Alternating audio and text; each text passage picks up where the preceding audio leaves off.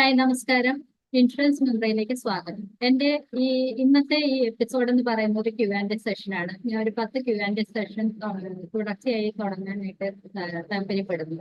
അപ്പൊ അതിലേക്കായിട്ട് ഞാൻ തിരഞ്ഞെടുത്ത 10 പേരിൽ നിന്നാണ് ക്വസ്റ്റ്യൻസ് എടുക്കുന്നത്. അവരുമായിട്ടാണ് ഈ ചർച്ചകൾ. അത് എല്ലാവർക്കും ഉപകാരപ്പെടുന്നു ഞാൻ വിചാരിക്കുന്നു.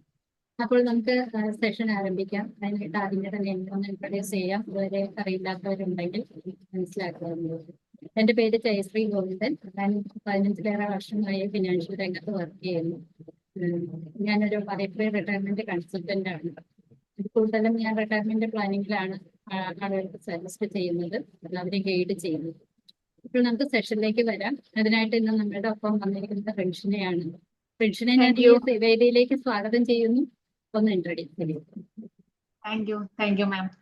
എന്റെ പേര് റിൻഷിന. എന്റെ സ്ഥലം വരുന്നത് കോഴിക്കോടാണ്. ഞാനൊരു വീഡിയോ കോൺഫറൻസ് കോച്ചാണ്. അപ്പോൾ എനിക്ക് ഇൻഷുറൻസുമായിട്ട് കുറച്ച് കാര്യങ്ങൾ അറിയാനുണ്ട്, കുറച്ച് ഡൗട്ടുകൾ ഉണ്ട്. അത് മാമുമായിട്ട് ഷെയർ ചെയ്തിട്ട് നമുക്ക് തുടരാം. അപ്പോൾ എൻ്റെ അടുത്ത് ക്വസ്റ്റ്യൻസ് ഉണ്ട്, സ്റ്റാർട്ട് ചെയ്യാം. ലൈഫ് ഇൻഷുറൻസ് പോളിസികൾ വിലമതിക്കുന്നതാണെന്ന് പറയുന്നത് ഭയങ്കര കോസ്റ്റ്ലി ആണെന്നൊക്കെ പറയുന്നുണ്ട്. അതിനെക്കുറിച്ചുള്ള ഒരു ഡൗട്ടായിട്ടാണ്. ലൈഫ് ഇൻഷുറൻസ് പോളിസികൾ തീർച്ചയായിട്ടും വിലമതിക്കുന്നു എന്ന് പറയുന്നത് അതിന് ഇത്ര വിലയുണ്ടോ എന്നാണ്. കാരണം സാധാരണ ആളുകളെ ലൈഫ് ഇൻഷുറൻസിനെ കുറിച്ച് പറയുമ്പോൾ വളരെ പെട്ടെന്ന് അങ്ങ് തട്ടിക്കളയാന്നുള്ള രീതിയിലാണ്. ഇൻഷുറൻസ് എന്ന് പറഞ്ഞാൽ അത് ഏറ്റവും അവസാനം വേണ്ടതാണോ അല്ലെങ്കിൽ അത് വേണോന്ന് തന്നെ ചിന്തിക്കുന്നത്. പക്ഷെ തീർച്ചയായിട്ടും ലൈഫ് ഇൻഷുറൻസ് പോളിസികൾ വിലമതിക്കുന്നുണ്ട്. കാരണം ഒരു ലൈഫ് ഇൻഷുറൻസ് എന്ന് പറയുന്ന ഒരാളുടെ ജീവിതത്തിനെയാണ് ഇൻഷുർ ചെയ്യുന്നത്. അപ്പൊ അദ്ദേഹത്തിന് എന്തെങ്കിലും സംഭവിച്ചു പോയാൽ അദ്ദേഹത്തിന്റെ കുടുംബത്തിനെ കാത്തു രക്ഷിക്കുക എന്നുള്ള ഒരു രക്ഷാധികാരിയുടെ ഒരു സന്ദർഭമാണ് അവിടെ വരുന്നത്. അപ്പോൾ ലൈഫ് ഇൻഷുറൻസ് പോളിസി എടുത്താൽ ആ ഇൻഷുറൻസ് കമ്പനി ഒരു രക്ഷാധികാരിയായിട്ട് പ്രവർത്തിക്കുന്ന രീതിയിലാണ് വർക്കാവുന്നത്. അപ്പൊ അതുകൊണ്ട് തന്നെ ലൈഫ് ഇൻഷുറൻസ് പോളിസികൾ വിലമതിക്കുന്നുണ്ട്. തീർച്ചയായിട്ടും ഒരാളുടെ അഭാവത്തിൽ അയാളുടെ കുടുംബത്തിനെ ഏറ്റെടുക്കാൻ വേറെ ആരും കാണില്ല. അപ്പൊ അവർക്ക് മുന്നോട്ട് പോകാനുള്ള ഒരു കൈത്താങ് എന്ന രീതിയിൽ ലൈഫ് ഇൻഷുറൻസ് പോളിസികൾ വിലമതിക്കുന്നുണ്ട് തീർച്ചയായും. ഓക്കെ, മനസ്സിലായി. രണ്ടാമത്തെ ഒരു ക്വസ്റ്റ്യൻ എന്ന് പറയുന്നത് ലൈഫ് ഇൻഷുറൻസിന്റെ പോരായ്മകൾ ഉണ്ടോ? എന്താണ് അതിന്റെ പോരായ്മ? എന്റെ ഇത്രയും നാളത്തെ എക്സ്പീരിയൻസിൽ ഞാൻ മനസ്സിലാക്കിയ ഒന്ന്, ലൈഫ് ഇൻഷുറൻസിന്റെ പോരായ്മ എന്ന് പറയുന്നത് അതിന്റെ ഓരോരുത്തരുടെ ഏജിനനുസരിച്ച് അതിൽ വരുന്ന പ്രീമിയത്തിലുള്ള വ്യത്യാസമാണ്. അതായത് ഏറ്റവും കുറഞ്ഞ പ്രായത്തിൽ നിൽക്കുന്ന ഒരു വ്യക്തി ലൈഫ് ഇൻഷുറൻസ് എടുക്കുമ്പോൾ വളരെ കുറഞ്ഞ പ്രീമിയം അടച്ചാൽ മതി. പക്ഷെ ഒരു 40-50 വയസ്സൊക്കെ എത്തിയ ഒരാളാണ് പോളിസി എടുക്കുന്നതെങ്കിൽ അതിനനുസരിച്ചിട്ട് കൂടുതൽ പ്രീമിയം അടയ്ക്കേണ്ടി വരും. ആ പ്രീമിയത്തിലുള്ള ആ ഡിഫറൻസ് മാത്രമാണ് അതിന്റെ ഒരു പോരായ്മ എന്ന് ഞാൻ മനസ്സിലാക്കുന്നത്. Okay, thank you. അടുത്തൊരു ക്വസ്റ്റ്യൻ എന്ന് പറയുന്നത് ഒരുപാട് ലൈഫ് ഇൻഷുറൻസ് ഉണ്ടല്ലോ, സേവിങ്സ് ഉണ്ട്, ലൈഫ് ഇൻഷുറൻസ് ഉണ്ട്. അപ്പൊ ഇതിൽ ഏത് ലൈഫ് ഇൻഷുറൻസ് എടുക്കുന്നതാണ് നമുക്ക് നല്ലത്? ഏത് ഇൻഷുറൻസ് എടുക്കുന്നതാണ് നമുക്ക് നല്ലത്? സേവിങ്സ് എന്ന് പറയുന്നതും ലൈഫ് ഇൻഷുറൻസ് പറയുന്നതും രണ്ടും രണ്ടാണ്. സേവിങ്സ് എന്ന് പറയുന്നത് നമ്മൾക്ക് കിട്ടുന്ന ഇൻകത്തിൽ നിന്ന് നമ്മളിപ്പോ ചിട്ടി അതുപോലെയുള്ള എന്തെങ്കിലും ഒരു ഇതിൽ അല്ലെങ്കിൽ ബാങ്കിന്റെ FD അക്കൗണ്ട് അങ്ങനെയുള്ള കാര്യങ്ങളിൽ നമ്മൾ സേവ് ചെയ്ത് വെക്കുന്നതിനെയാണ് സേവിങ്സ് എന്ന് പറയുന്നത്. അതേസമയം ലൈഫ് ഇൻഷുറൻസ് എന്ന് പറയുന്നത് നമ്മുടെ ലൈഫിനെ തന്നെയാണ് നമ്മൾ ഇൻഷുർ ചെയ്യുന്നത്. അവിടെ നമുക്ക് റിസ്ക് കവറേജ് കൂടെ കിട്ടുന്നുണ്ട്. അപ്പൊ സേവ് ചെയ്യുന്നത് എന്ന് പറയുമ്പോൾ നമ്മൾ ചെറിയൊരു എമൗണ്ട് അത് കൃത്യമായിട്ട് സേവ് ചെയ്യണം എന്നില്ല. നമുക്ക് മിച്ചം വരുമ്പോൾ മാത്രം നമ്മൾ സേവ് ചെയ്യുന്ന രീതിയിലാണ് അത് പോകുന്നത്. അവിടെ ഒരു റിസ്ക് കവറേജ് വരുന്നില്ല. ഇൻ കേസ് ഇപ്പൊ ഞാൻ സേവ് ചെയ്തുകൊണ്ടിരിക്കുന്നു, എൻ്റെ ജീവിതത്തിന് എന്തെങ്കിലും സംഭവിച്ചു കഴിഞ്ഞിട്ടുണ്ടെങ്കിൽ ഞാൻ ഇട്ട ആ തുക അല്ലാതെ വേറെ ഒന്നും തന്നെ അത് എൻ്റെ കുടുംബത്തിനോ എനിക്കോ കിട്ടുന്നില്ല. ആ സമയം ലൈഫ് ഇൻഷുറൻസ് ആണെങ്കിൽ നമ്മൾ കൃത്യമായ ഒരു കൺസിസ്റ്റന്റ്ലി അവിടെ സേവ് ചെയ്യുന്നു, കൃത്യമായ എമൗണ്ട് വെച്ച് സേവ് ചെയ്യുന്നു. എനിക്ക് എന്തെങ്കിലും സംഭവിച്ചു പോയാൽ എൻ്റെ നോമിനിക്ക് അല്ലെങ്കിൽ എൻ്റെ കുടുംബത്തിന് അവിടെ പറഞ്ഞിരിക്കുന്ന ആ കോൺട്രാക്ട് തുകയാണ് അവിടെ കിട്ടുക. അത് ഞാൻ ഇത്രയും എമൗണ്ട് അടച്ചിട്ടുള്ളൂന്നോ ഒരു പ്രീമിയം മാത്രമേ അടച്ചിട്ടുള്ളൂന്നോ എന്നോ നോക്കുന്നില്ല. നമ്മൾ പറഞ്ഞിരിക്കുന്ന പ്രകാരമുള്ള ആ തുക അവിടെ കിട്ടിയിരിക്കുന്നതാണ്. അപ്പൊ സേവിങ്സ് വേറെയാണ്, ലൈഫ് ഇൻഷുറൻസ് വേറെയാണ്. ഓക്കെ, എനിക്ക് കുറച്ച് നാളത്തെ ഒരു ഡൗട്ട് ആയിരുന്നു, അത് എന്തായാലും ക്ലിയർ ആയി. Thank you.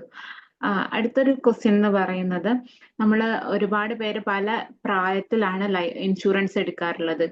പ്രായമുള്ളവർക്ക് എടുക്കാൻ ഹോസ്പിറ്റൽ കേസ് അങ്ങനെയൊക്കെ ആയിട്ടാണ് എടുക്കാറുള്ളത്.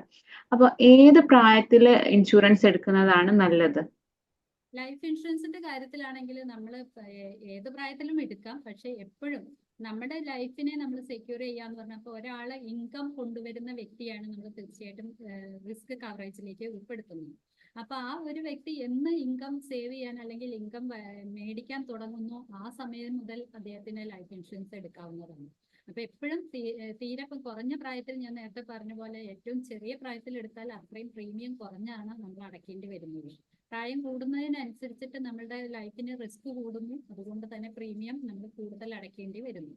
അപ്പോൾ ചെറിയ തുകയിൽ നമുക്ക് ആരംഭിക്കാൻ കഴിയുന്നത് എപ്പോഴും ചെറിയ പ്രായത്തിലാണ്. നമ്മൾ എന്ന് ഏണിങ്സ് ആരംഭിക്കുന്നു, ഇപ്പൊ ഒരു ഡിഗ്രി ഒക്കെ കഴിഞ്ഞ് ഒരു ജോലിയിലേക്ക് പ്രവേശിക്കുന്ന ഒരു വ്യക്തി എന്ന് പറഞ്ഞാൽ 22ഓ 25ഓ വയസ്സിൽ ജോലിയിലേക്ക് പ്രവേശിക്കുകയാണെങ്കിൽ അന്ന് മുതൽ അയാൾക്ക് ലൈഫ് ഇൻഷുറൻസ് എടുക്കാം. അന്ന് മുതൽ അയാൾക്ക് അതിന് വേണ്ടി സേവ് ചെയ്യാനും സാധിക്കും.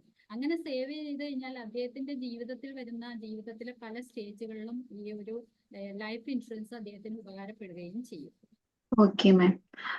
അടുത്തൊരു ക്വസ്റ്റ്യൻ എന്ന് പറയുന്നത്, ആളുകൾ പലരും ഇൻഷുറൻസ് എന്ന് പറയുമ്പോൾ അത് കേൾക്കുമ്പോൾ തന്നെ മാറി ഒഴിവാവാൻ വേണ്ടി ശ്രമിക്കാറുണ്ട്.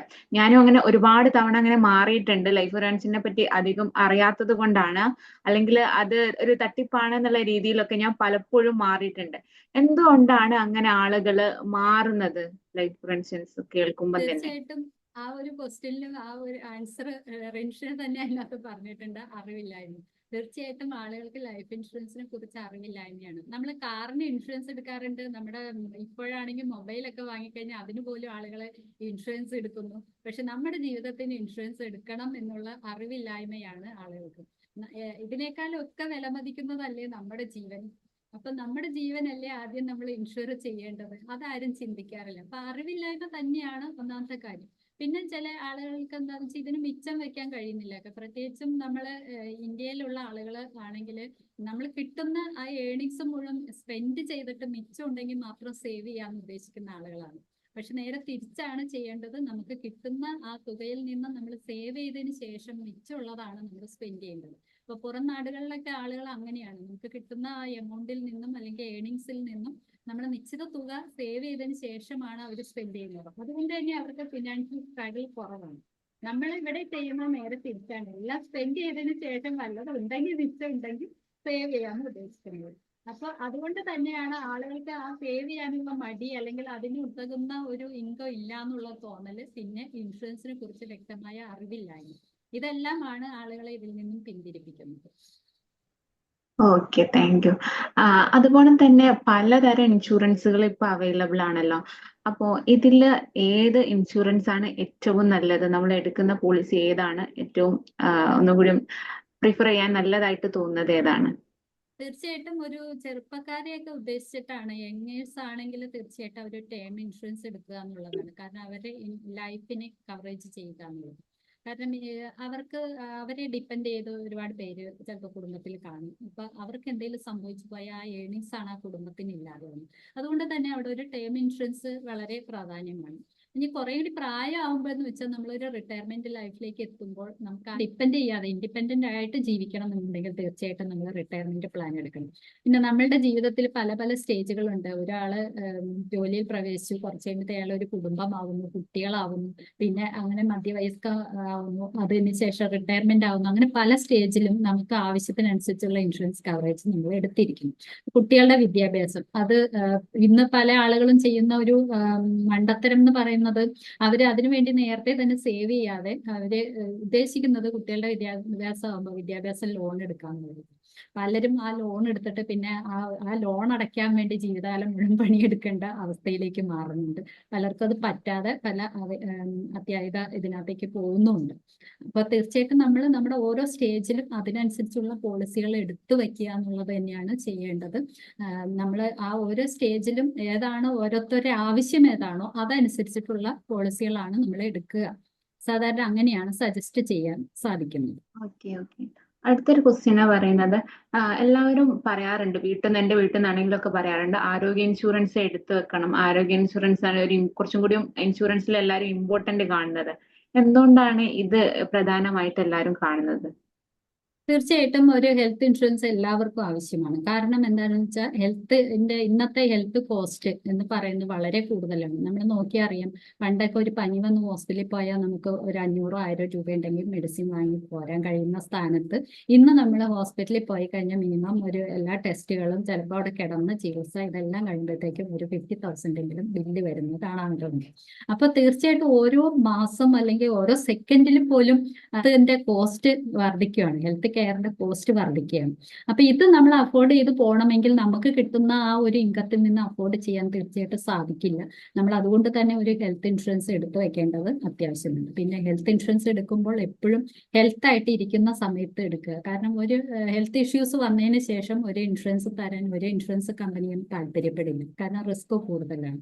അതുകൊണ്ട് തന്നെയാണ് എപ്പോഴും പറയുന്നത്, നിങ്ങൾ എപ്പോൾ ആവശ്യമില്ലാത്ത സമയത്ത് വേണം നമ്മൾ ഹെൽത്ത് ഇൻഷുറൻസ് എടുക്കാൻ, ആവശ്യമുള്ളപ്പോൾ നമുക്ക് കിട്ടില്ല എന്ന് പറയുന്നതും അതുകൊണ്ടാണ്. ഓക്കെ. ഓരോ വർഷം കൂടുമ്പോഴും ഈ ഹെൽത്ത് ഇൻഷുറൻസിന്റെ പ്രീമിയം വർദ്ധിക്കുന്നുണ്ട്. അത് എന്തുകൊണ്ടാണ് ഇങ്ങനെ വർദ്ധിക്കുന്നത്? അത് ഞാനിപ്പോ പറഞ്ഞ പോലെ തന്നെയാണ്, നമ്മൾ ഓരോ പ്രാവശ്യവും നോക്കിക്കഴിഞ്ഞാൽ ഓരോ ദിവസവും നമ്മുടെ ഹെൽത്ത് കെയർ കോസ്റ്റ് വർദ്ധിച്ചുകൊണ്ടിരിക്കുക. കാരണം അതിന് മാത്രം സാങ്കേതിക വിദ്യകൾ വന്നുകൊണ്ടിരിക്കുന്നു. അപ്പോൾ പണ്ടൊക്കെ കൈകൊണ്ട് ചെയ്തിരുന്ന ടെസ്റ്റുകൾ ഇന്ന് പലതും ഓപ്പറേഷൻ വരെ റോബോട്ടുകൾ ചെയ്യുന്നു. അപ്പൊ അതിനുള്ള ഇൻഷുറൻസിന്റെ ആ ഒരു തുക വളരെ കൂടുതലായിരിക്കും പിന്നീട് വരുന്നത്. നമ്മളൊരു ക്ലെയിം തന്നു കഴിയുമ്പോൾ അറിയാൻ പറ്റും ഹോസ്പിറ്റലുകളും ഇൻഷുറൻസ് കമ്പനിയും തമ്മിലുള്ള കോൺട്രാക്ട് പ്രകാരം കൊടുക്കേണ്ടി വരുന്ന തുക വളരെ അധികമാണ്. അപ്പൊ അത് അവർ അഫോർഡ് ചെയ്യുന്നത് ഇതുപോലെ പ്രീമിയത്തിൽ ഇൻക്രീസ് ചെയ്തുകൊണ്ടിരുന്നു. അപ്പൊ ഈ ഹെൽത്ത് കെയർക്ക് കോസ്റ്റ് വർദ്ധിക്കുന്നതനുസരിച്ച്, അതുപോലെ ഇൻഫ്ലേഷൻ വരുന്നതിനനുസരിച്ചുള്ള മാറ്റങ്ങൾ പ്രീമിയത്തിലും കാണപ്പെടുന്നുണ്ട്. പിന്നെ അതിൽ ചില ഹെൽത്ത് ഇൻഷുറൻസിന്റെ കേസിൽ പറഞ്ഞാൽ ഓരോ സ്ലാബ് ഏജിനനുസരിച്ച് റിസ്ക് കൂടുന്ന ഒരു ഏജിനനുസരിച്ചിട്ടുള്ള സ്ലാബുകൾക്കാണ് പ്രീമിയം കാൽക്കുലേറ്റ് ചെയ്യപ്പെടുന്നത്. അപ്പോൾ ആ ഒരു സ്ലാബിൽ നിന്നും നമ്മൾ ഇപ്പം 35 വയസ്സ് വരെ ഒരു പ്രീമിയം ആയിരിക്കാം, 35 കഴിഞ്ഞാൽ 40 വരെ ഒരു പ്രീമിയം ആയിരിക്കാം. അപ്പൊ ആ ഒരു ഏജ് നമ്മൾ മാറുന്ന അനുസരിച്ചും നമ്മുടെ പ്രീമിയത്തിൽ വർധന വരാറുണ്ട്. ഓക്കെ. അതുപോലെ തന്നെ ഈ ആരോഗ്യ ഇൻഷുറൻസിന്റെ ക്ലെയിം നിരസിക്കുന്നത് കാണാറുണ്ട്. അതെന്തുകൊണ്ടാണ് അങ്ങനെ വരുന്നത്? തീർച്ചയായിട്ടും നമ്മൾ പറയേണ്ട ഡോക്ടേഴ്സിനോടും വക്കീലിനോടും നുണ പറയരുത്. അതുപോലെ തന്നെയാണ് ഇൻഷുറൻസ് അഡ്വൈസേഴ്സിനോടും ഒരിക്കലും നുണ പറയരുത്. ചില ആളുകൾ ചില പ്രത്യേക സാഹചര്യങ്ങൾ അസുഖങ്ങൾ ഉണ്ടായിട്ട് അത് മറച്ചു വെച്ചിട്ട് പോളിസി എടുക്കാറുണ്ട്. അപ്പൊ നമ്മൾ നേരിട്ട് ഒരാളെ കണ്ട ചിലപ്പോൾ അസുഖങ്ങളൊന്നും തോന്നില്ല, പക്ഷെ അവർക്ക് എന്തെങ്കിലും അസുഖങ്ങൾ ഉണ്ടോ എന്ന ചോദ്യങ്ങൾ നമ്മൾ ചോദിക്കാറുണ്ട് ഇൻഷുറൻസ് എടുക്കുന്ന സമയത്ത്. ആ ടൈമിൽ അവർ പറയുവാണ് എനിക്ക് അസുഖങ്ങളൊന്നും ഇല്ല എന്ന് പറഞ്ഞിട്ട് പിന്നീട് സ്കീം എടുത്തതിന് ശേഷം ചിലപ്പോൾ ഒരു മാസമൊക്കെ തികയുമ്പോഴത്തേക്ക് അവർ പോയി ഒരു ക്ലെയിമിന് വേണ്ടി ശ്രമിക്കും. അപ്പൊ വലിയ മേജർ ഓപ്പറേഷൻ ആയിരിക്കാം, ചിലപ്പോൾ മേജർ ആയുള്ള കേസുകളായിരിക്കാം. ഇത് മറച്ചു വെച്ചിട്ട് ചെയ്യുന്നതുകൊണ്ട് പല കേസുകളിലും ഇപ്പൊ ഇതിനകത്ത് എടുത്തു കഴിഞ്ഞാൽ ഹെൽത്ത് ഇൻഷുറൻസിലൊക്കെ ചില കേസുകളൊക്കെ നമുക്ക് 2 വർഷത്തെ റിന്യൂവൽ കഴിഞ്ഞേ കിട്ടുള്ളൂ എന്നൊക്കെ ഉണ്ട്. അത് കോൺട്രാക്ട് പ്രകാരം അങ്ങനെയാണ്. ചിലതിന് ഇപ്പൊ നമുക്ക് നിലവിൽ എന്തെങ്കിലും അസുഖം ഉണ്ടെങ്കിൽ 4 വർഷം കഴിഞ്ഞാലേ കിട്ടുള്ളൂ എന്നൊക്കെ ഉണ്ട്. അപ്പൊ ഇതൊക്കെ മറച്ചു വെച്ചിട്ട് ഒരു പോളിസി എടുക്കുന്ന ഒരാൾ ഉടനെ തന്നെ ഒരു ക്ലെയിമിന് പോയി കഴിഞ്ഞാൽ അവിടെ ഇരിക്കുന്ന ഒരു ഡോക്ടേഴ്സിന്റെ പാനലാണ്. അപ്പൊ അവർക്ക് അത് നോക്കിക്കഴിഞ്ഞാൽ വെരിഫൈ ചെയ്ത് അറിയാൻ പറ്റും ഈ അസുഖം എത്ര നാളായിട്ട് തുടങ്ങിയിട്ടുണ്ടാവും, അത് എങ്ങനെ ആവുന്നു. അതിന്റെ പ്രകാരം അവരത് റിജക്ട് ചെയ്യാൻ സാധ്യതയുണ്ട്. അതുകൊണ്ടാണ് മെയിൻ ആയിട്ട് റിജക്ഷൻ വരുന്നത്. പിന്നെ ചില പേപ്പറിന്റെ പോരായ്മകളായിരിക്കാം, നമ്മൾ കൊടുക്കേണ്ട എല്ലാ പേപ്പറുകളും നമ്മൾ സബ്മിറ്റ് ചെയ്തിട്ടില്ലെങ്കിൽ അങ്ങനെയൊക്കെ വന്നു കഴിഞ്ഞാൽ നമുക്ക് റിവൈസ് ചെയ്യാൻ സാധിക്കുന്നതാണ്. അത്തരം ക്ലെയിമുകൾ നമുക്ക് വീണ്ടും അത് അപ്ലൈ ചെയ്ത് എടുക്കാവുന്നതാണ്. Okay, thank you. ഒരു പുതിയ നോളജ് ആണ് കേട്ടോ അത്. അതുപോലെ തന്നെ റിട്ടയർമെന്റ് പ്ലാൻ ആവശ്യമാണെന്ന് പറയാറുണ്ട്. അത് നിർബന്ധമാണോ, ആവശ്യമാണോ അത്? തീർച്ചയായിട്ടും. ഇപ്പൊ നമ്മൾ നോക്കിക്കഴിഞ്ഞാൽ കേരളത്തിലൊക്കെ പണ്ട് കുട്ടികൾ എന്ന് പറയുന്ന എല്ലാവരും വീട്ടിൽ തന്നെ ഉണ്ടാവും. മക്കൾ വലുതായി കഴിഞ്ഞാൽ മക്കൾ നോക്കും എന്നുള്ള ഒരു കൺസെപ്റ്റ് ആയിരുന്നു പണ്ടൊക്കെ ഉണ്ടായിരുന്നത്. അന്നാന്ന് വെച്ചാൽ കൂട്ടുകുടുംബമായിട്ടോ അല്ലെങ്കിൽ വീട്ടിൽ തന്നെ നാട്ടിൽ തന്നെ ജോലിയൊക്കെ ആയിരുന്നു. ആരും വിദേശത്ത് പോകുന്നത് വളരെ അപൂർവമാണ് അല്ലെ. ആരെങ്കിലും പോയിന്ന് കേട്ടാൽ തന്നെ വലിയ അത്ഭുതമായിരുന്നു. പക്ഷെ ഇന്ന് നോക്കിക്കഴിഞ്ഞാൽ എല്ലാ കുട്ടികളും ഹയർ സ്റ്റഡീസിന് പോലും എല്ലാവരും വിദേശത്തേക്കാണ് പോകുന്നത്. ഇന്ന് കേരളത്തിൽ മാതാപിതാക്കൾ മാത്രമേ ഉള്ളൂ, വലിയ വലിയ വീടുകളൊക്കെ ഉണ്ട്, മാതാപിതാക്കൾ മാത്രമേ ഉള്ളൂ, കുട്ടികൾ ഇവിടെ ഇല്ല. കാരണം അവർ വിദേശത്തൊക്കെ പഠിക്കാൻ പോയിട്ട് അവിടെ തന്നെ സെറ്റിൽ ആവുകയാണ്. അവർക്ക് നാട്ടിലേക്ക് വരാനും താല്പര്യമില്ലാത്ത പോലെയാണ് ഇന്ന്. കാരണം അവരുടെ ജീവിതം എന്ന രീതിയിൽ അവരവിടെ കൂടുതൽ വാല്യൂസ് കൊടുക്കുന്നു. അങ്ങനെ അവരുടെ ജീവിതത്തിലേക്ക് പോകുമ്പോൾ മാതാപിതാക്കൾക്ക് കൃത്യമായ ഒരു പരിചരണം കിട്ടാനോ പണ്ടത്തെ പോലെ കുട്ടികളിൽ നിന്നും അവരുടെ ഏണിങ്സിൽ ജീവിക്കാനോ സാധിക്കുന്നില്ല. ചില വീടുകളിൽ എനിക്ക് പരിചയമുണ്ട്, പല വീടുകളിലും മാതാപിതാക്കൾ മാത്രമേ ഉള്ളൂ, കുട്ടികൾ പോയിട്ട് ചിലപ്പോൾ തിരിഞ്ഞു നോക്കിയിട്ട് പോലുമില്ല. അവര് പറഞ്ഞിട്ട് കാര്യമില്ല, അവർക്ക് അവരുടെ ജീവിതം ഒക്കെ ആയിട്ട് വരുമ്പോൾ ചിലപ്പോൾ അവരുടെ അവിടുത്തെ എക്സ്പെൻസ് ഒക്കെ വളരെ വലുതാണ്. അപ്പൊ ആ എക്സ്പെൻസിന്റെ ഇടയ്ക്ക് വീട്ടിലേക്ക് പൈസ അയക്കാൻ പോലും ചിലപ്പോൾ അവർക്ക് കഴിഞ്ഞെന്ന് വരില്ല. അപ്പൊ അങ്ങനെയൊക്കെ വരുമ്പോൾ ഇന്ന് മക്കൾ നോക്കും എന്ന ഒരു കൺസെപ്റ്റിൽ ജീവിക്കാൻ ആർക്കും സാധിക്കില്ല.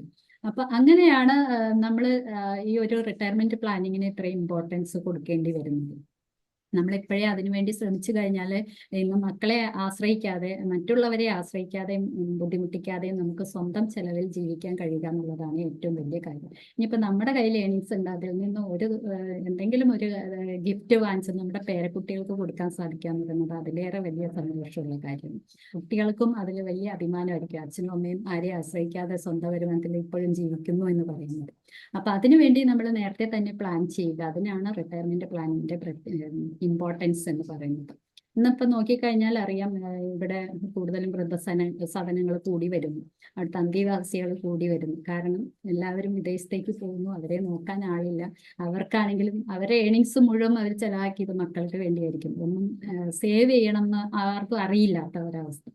അപ്പോൾ അത് ഇനിയുള്ള കാലങ്ങളിലെങ്കിലും അത് മാറണമെന്ന് ഉദ്ദേശിച്ചിട്ടാണ് കൂടുതൽ റിട്ടയർമെന്റ് പ്ലാനിങ്ങിനെ കുറിച്ച് അവയർനെസ് കൊടുക്കുന്നത്. ഞാൻ പ്രവർത്തിക്കുന്നത് കൂടുതൽ റിട്ടയർമെന്റ് പ്ലാനിങ്ങിൽ തന്നെയാണ്. അപ്പൊ ആളുകളെ കൂടുതൽ ആ രീതിയിലേക്ക് ഗൈഡ് ചെയ്യുക എന്ന രീതിയിലേക്കാണ് ഞാനും പ്രവർത്തിക്കുന്നത്.